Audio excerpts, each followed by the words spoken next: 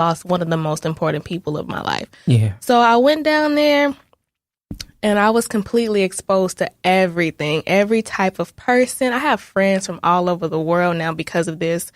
And it was the best thing that could have happened to me.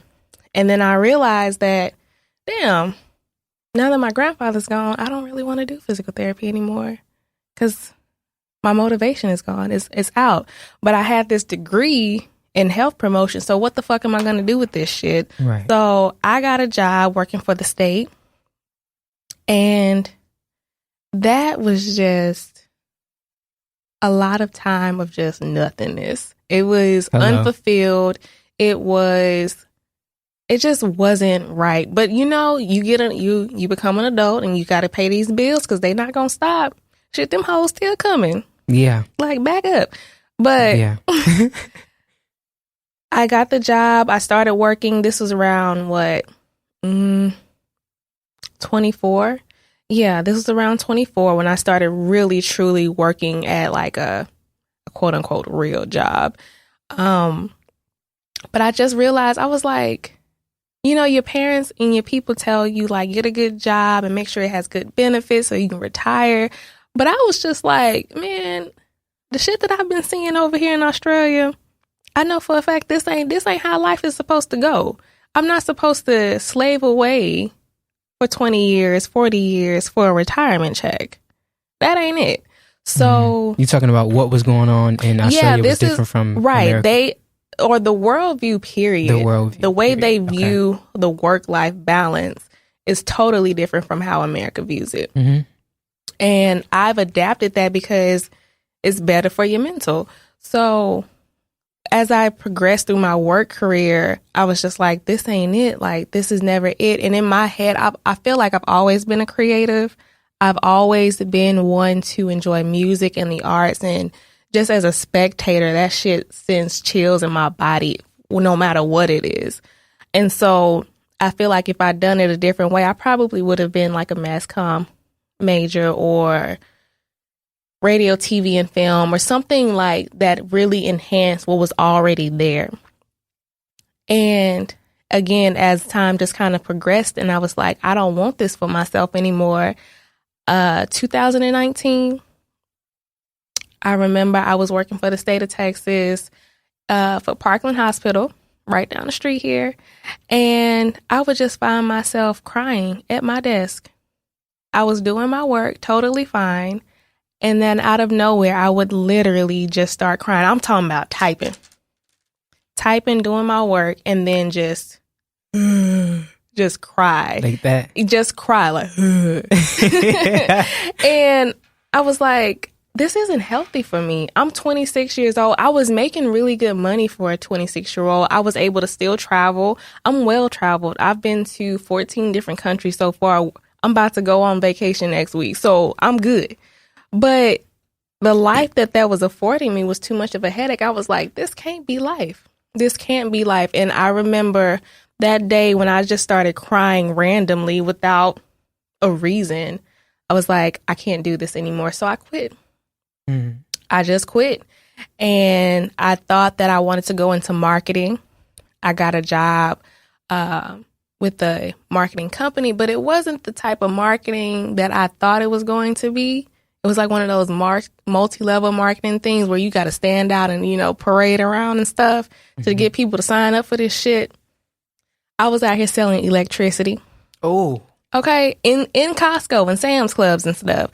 So I was like, oh, hell no. Oh, hell no. When was you like, oh, hell no? Though? So this was like at the top of 2019. I stopped working for the state at 2018. And like, I remember it was December. It was December 1st because on December the 2nd, I went to go see Big Crit because he came in for a pop-up shop. Mm-hmm. And everybody that knows me knows I love me some Big Crit. That is my favorite rapper in the world. Yeah.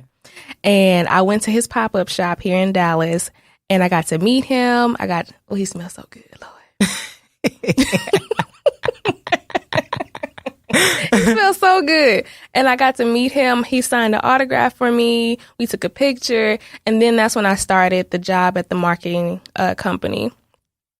And I think I stayed at that job for about 1 month. because I was just like, no. And then literally the same day I quit, I went to go chop my hair off. I chopped it off completely. Bitch, come on, Brittany. That's why I was like, ooh, depression, anxiety. This shit is real. This shit is so fucking real. And so I chopped it off. And then once I chopped it off, I actually felt better. I was like, okay, maybe this is a start to getting there. And so like, this was the top of 2019, but it still was very cloudy. So I had quit my job. I didn't know how I was going to pay my bills. I didn't know how anything was going to move forward. Like, I was stuck at the house every day. Like, and for like the first 3 months, I will say I was like, damn, I actually needed this break, because you get so bogged down. Like, these jobs just kill your mentality. They kill your soul. They want you to put their all into them and make you forget that you got your own life outside of this. And so I lost sight of that. I was making good money, but I wasn't doing, like I said, I wanted to do this podcast for 2 years. I couldn't do it because of that job. I couldn't do it because I was so tired. Like, they literally took everything out of me. And so I was just like, fuck it. So again, I had that 3 months, and then shit got real. And I was like, ooh, bitch, you got bills. Yeah. How you gonna pay these fucking bills? And so I started working for a temp agency, and the temp agency it's been an amazing experience, because now I'm at a place where it's almost like career day. I've worked at so far like about 4 different companies, just temping for them. And it's like discovering what's actually out there, what's out there in the world for me to see. And as I started like going through this career change, that's how I fell in love with real estate and property management. I've always loved real estate and property management, and seeing different apartment homes and seeing different houses, and, the value of these communities and properties. That's always been something that interests me alongside the music. But when I got to this property management company, things just felt like it just started coming into place for me. I feel like I know my purpose now. And I know that I don't want to be constricted and confined to just one job. Like, the way my shit set up now is like, you can't pay me enough for my peace.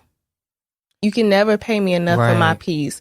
And I just feel like, knowing what I know now, I won't say I wasted my time getting that degree, but I definitely feel like I would have gone a different route. And I say all of that to say, shit, sometimes it get hard. And sometimes you have to divert.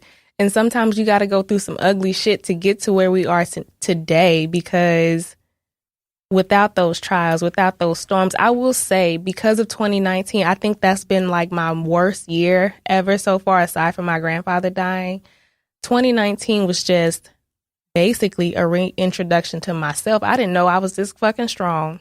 I didn't know that I had this much willpower. I didn't know that I was this brave and ambitious because of 2019. That shit introduced me to some shit I just wasn't prepared for. I was like, damn, I can do this. Yeah. And I know the loopholes, and I know different routes. It doesn't have to be one way. Yeah. And well, I would say, shit, I knew that I was this brave and this powerful, but when you have conformed to society, in the eyes of your daily employer, you do get stuck. You do find yourself kind of in a loophole where it's like, damn, I have these bills, but I have this other desire. Right. Damn, you said a lot. Now I have to double dutch my ass back in this hoe. Where I need to start? I guess I would say my work life experiences, I started off when I was in high school working for a telemarketing company called ECA Communications, and I was there for 5 years while I was in high school. And I thought that was going to be my only job for life. I knew that I was going to be in the music industry, but I knew that this was going to be my job for life, and this was going to help me do everything. When I realized that I was about to quit, that's when my whole world changed. I'm like, oh my God, I quit something? and get then fed up? Because you're tired of doing the same thing, you're tired of being limited, you're tired of being downplayed. But see, the thing is, though, I didn't even experience that with that job particularly, because my supervisor was my cousin. So at the end of the day, I was pretty much in a situation where it was a comfortable environment, but I was also evolving out of the ignorance that had been planted inside of me while I was in that professional world, dealing with myself and dealing with the things that I didn't have, like a mom and a father who were consistently there for me. My kinfolks and them pretty much raised me, so it was just a matter of me trying to understand who I am as an individual. I didn't even know that my grandfather was in the Mighty Clouds of Joy, which is a gospel group that was Grammy nominated. They moved to LA from Austin. The founder, which is my grandfather, his name is Emmett Jr. Franklin. Emmett M. Junior Franklin Jr. Lord Jesus, I can't even get the name right. You don't know your old damn granddaddy? Look, that's how much I don't know. Right. Rest in peace, granddaddy. Yeah. And then his father, Emmett M.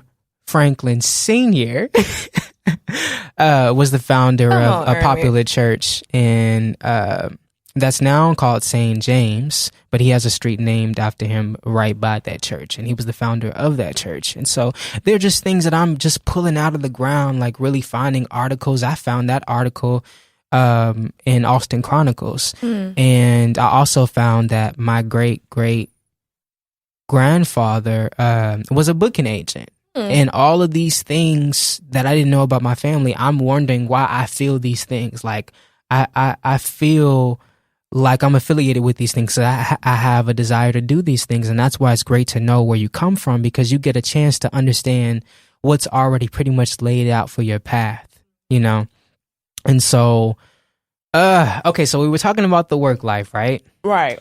And we were talking about basically how you can get pretty much smothered in that whole reality because of the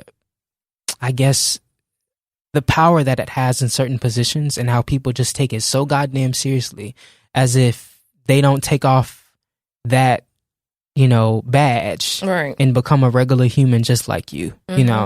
I have been in the world of caregiving for 9 years, and I did that directly after I left the telemarketing world, because my grandfather also had cancer. He had a trach in his throat, and he had lung cancer before he died.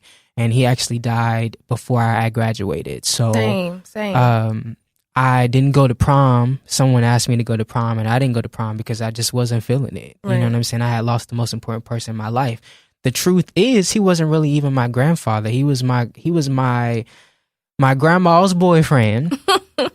Who treated me like a real grandson. All my grandfathers on both sides of the family had already died before, and he just pretty much took the place of my grandfathers. Even though I did meet my grandfather, Billy McNeese, who is actually going to be featured on this mixtape that I'm working on called Old Tapes. Come on, plug. And I definitely want you guys to hear that when I release it, and I'll let you know when it's actually on platforms. I'm telling you, working for real.